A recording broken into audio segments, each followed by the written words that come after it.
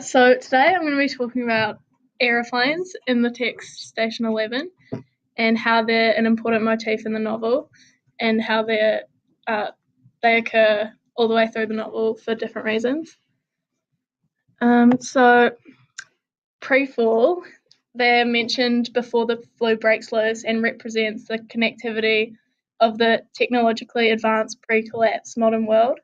It portrays the ideas of freedom, travel, and independence, which foreshadows the contrasted post-fall world. During the fall, the connectivity and ease of travel provided by the planes is the most detrimental source of what enabled the Georgia flu to spread so rapidly and efficiently over the whole of the world. Planes also symbolise the ironically self-defeating nature of human civilization.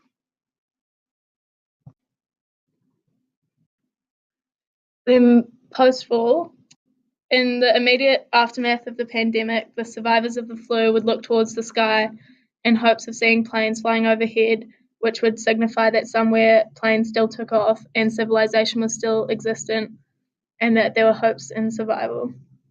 This was important to the text as it implied that there were still survivors around the world and that there was hope for survival for Kirsten, Javan, and the rest of the surviving characters. Then post-fall, Mandel opens the narrative with 20 years after the end of air travel to help the reader understand that it is set in a futuristic society where a situation must have isolated and perhaps destroyed the world we know today. Furthermore, it makes the reader consider how different life would be without air travel and ultimately how reliant we are on technology and also how much we control technology. Then there's like a passage from the novel. There were still aeroplanes here and there. They stood dormant on runways and in hangars.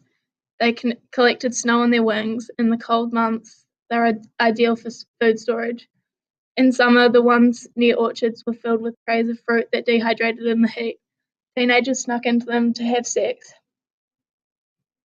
The recurring occurrence of aeroplanes in the text is a constant reminder to the collapsed world of how life used to be and how society has had to evolve, and signifies the contrast to the reader between pre and post-fall. After the collapse, Clark, who is Arthur's best friend, is stranded with Elizabeth and Tyler in the Seven City airport.